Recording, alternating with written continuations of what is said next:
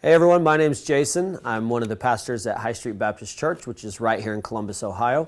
And earlier this week, I was able to sit down with an MLS defender from your local Columbus crew and discuss the important things in his life. Chad grew up in the Columbus area. He played soccer and was a national champion for Akron before becoming a defender at Columbus. And when we talked, Chad was able to discuss a lot of important things to his life, like soccer, like growing up, like family. But the overriding theme that we were able to discuss was faith. Faith plays a huge part in his life, and it plays a huge part in my life. And I hope through this conversation it'll help you with your faith. Growing up in Ohio, playing soccer, you obviously watched the crew. You obviously paid attention to them. Was that always kind of your dream and your goal to play for them? Did you think that would happen? Or? It was. It's always been a dream of mine. I have two older brothers who both played soccer, so I've been around soccer my entire life. And the crew started in 1996, so I was 5 years old. I remember going to their games back at the Horseshoe. So as long as I can remember, I've been a crew fan, and there's no greater honor than playing for your hometown team that you've grown up loving and watching. Yeah, that's very cool. So tell me, you growing up, being a fan of them, wanting to play with them, and then you get your name called on draft day, and it is the Columbus crew. Can you tell me a little bit of how that felt and what that was like for you? Yeah, actually, it was a little bit different of a process for me because I played with their academy team growing up. So they signed me to what's called a homegrown contract. So they didn't have to draft me. I played with their academy team, so they kind of had first rights to me. Okay. So it was cool when they came to me and said that they wanted to sign me.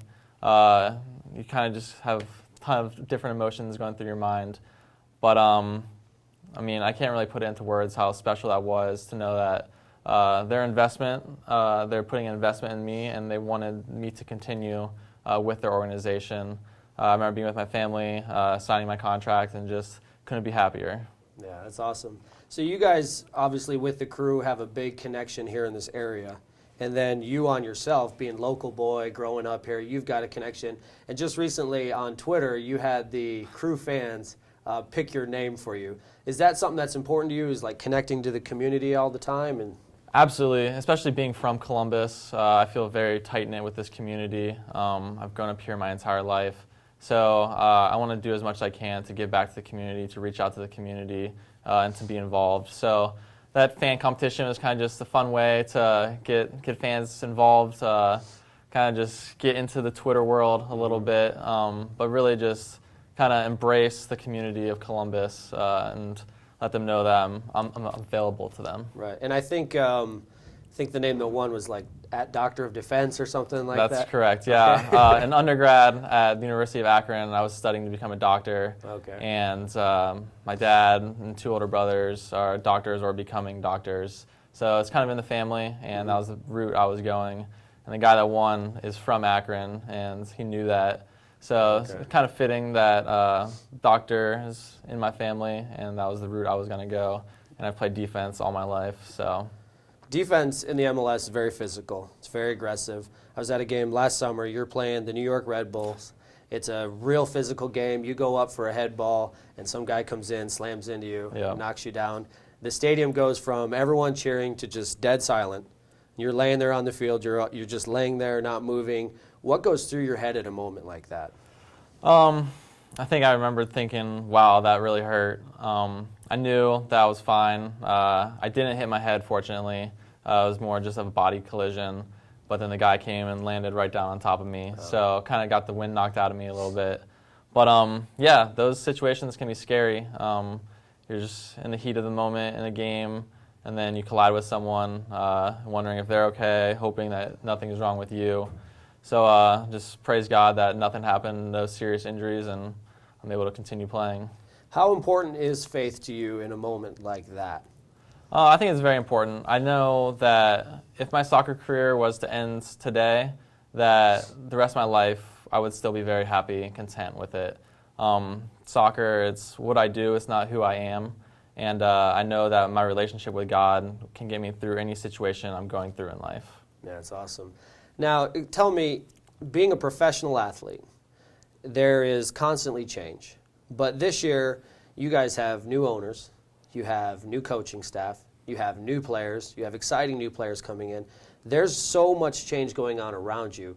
How do you stay focused and working in a situation like that? I think the most important way to get through that is just trying to be at your best every single day, realizing that it is your job first and foremost. So you need to bring it each and every day to training, bring that focus, bring that intensity, the preparation going into training. Training isn't just the amount of time you're there, it's preparing for it with diet, your exercise regimen in the off season, and kind of just thinking about what you want to accomplish in that day in training and in the short-term and long-term goals. So the work day isn't just when you're at work physically, it's most throughout the rest of the day, thinking about it and preparing for it. You mentioned short-term and long-term goals. One of the things that my young adult group, Crossroads, talks about all the time is how we want to have goals for every area of life.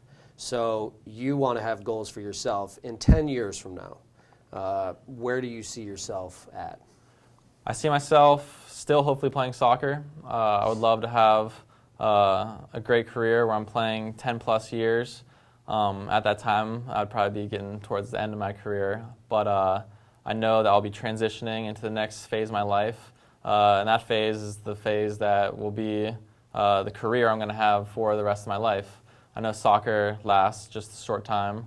But during this time, I want to be able to reach as many people as I can and enjoy it as much as I can. Being on a platform like you are as an athlete, and with all the spotlight that goes on around you and people constantly coming and going in your life, I would imagine that as an athlete, there's a unique set of temptations for you. How do you handle the temptations that you face each and every day, being on the road, traveling, all those things? Yeah, it can be difficult. Like you said, you're constantly in different cities. People know who you are. But I think one of the biggest things is just trying to avoid those temptations, is getting a group of guys, close friends on the team, where you kind of just avoid those distractions altogether. There's nothing wrong with going out and having fun with your teammates, but when you let going out become, when you go into all those negative things that are kind of associated with going out, that's when you start to get into trouble. So I think you just need to set guidelines and restrictions on things you do and don't want to do, and have a group of guys around you that can hold you accountable. Right. Now, as an athlete, you're very busy. You've got a busy life. You've got a family. You've got a girlfriend. You've got all these things going on. How do you stay connected to Christ with all of the different events in your life? I think one of the most important things is just, even though you do have other distractions with family, with friends, with your job, just setting aside time each and every day that is just for you to connect with God, your own little personal time, where no one else can distract you. It's just you and God and kind of solitude. Yeah. How about church? How do you stay connected to a church during the season? That's one of the most difficult things. We're traveling, we're on the road, so getting to church on Sundays, sometimes it doesn't happen. You're gone. Even when you're home, sometimes you may have a training Sunday morning.